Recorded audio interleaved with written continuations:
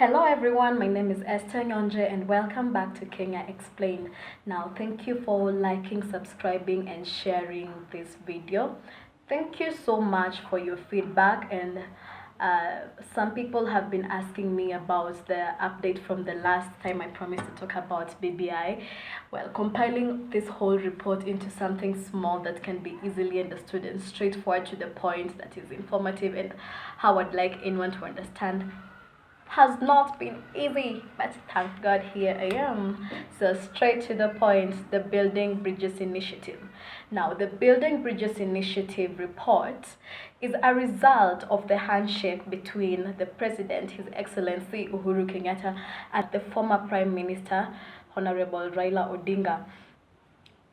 So His Excellency appointed a steering committee that was given the task of delving into the face of Kenya, to go into Kenya's social groups, ethnic groups, gender groups, and find out what are the problems of Kenya, what problems or what challenges Kenya is facing.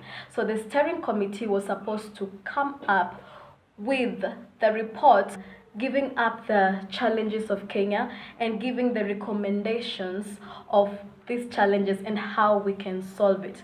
Now, the steering committee consisted of 14 committee members. Just to mention a few: the former Attorney General, Honorable Amos Wako, and the late Senator Yusuf Haji, among others. They were among this task force that was given that mandate.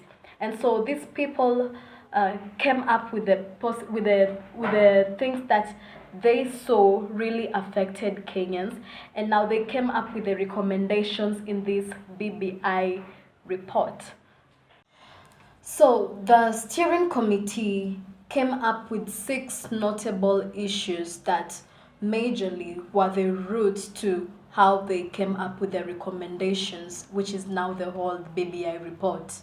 And the 6 notable issues that they came up with, number 1, were they realized that Kenyans are a people who have been united more by blood ties rather than national ideals. Now, for unity to exist, we have to conform ourselves to a particular national ethos, or we should have something like a culture, a Kenyan culture that we identify more, which is not the case to this point, because Kenyans identify themselves more on tribal lines rather than national ideals. Now, that's the first thing they realized.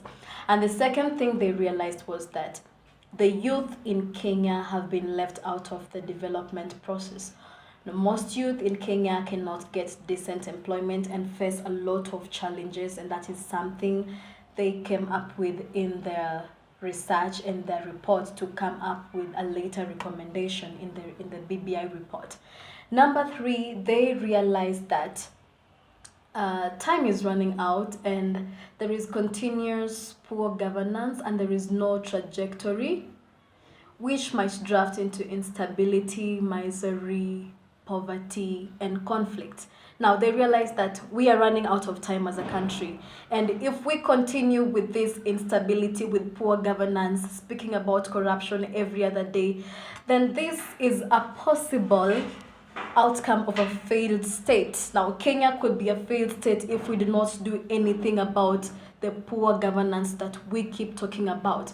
Now, they see that this is running out of time, and if we do not do something about it, then that is not good news. And then they also realize that Kenyans are insensitive to people living with disabilities. That's a sad thing. They realize that most injustices are swept under the carpet. And they realize that Kenya needs an economy dominated by value creation rather than sharing. Now, these 6 notable issues that they came up with touch on corruption, how to go about corruption, how to go about injustices, how to go about divisive elections, how to go about inclusivity. These were the things that gave them the root to come up with the Building Bridges Initiative report. So the BBI report needed to get support from 24 counties for it to move to the next stage. And as it's now, it garnered support from 38 out of 47 counties. So whether the other counties vote in the bill or not, it's not going to make an impact because it already met the threshold.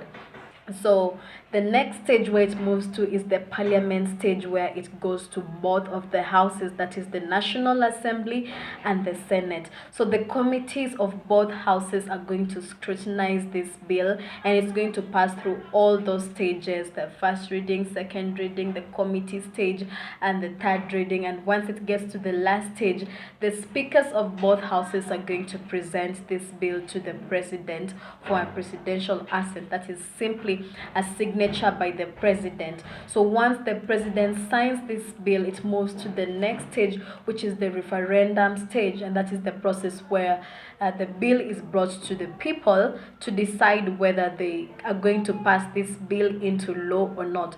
So the decision is entirely on the people.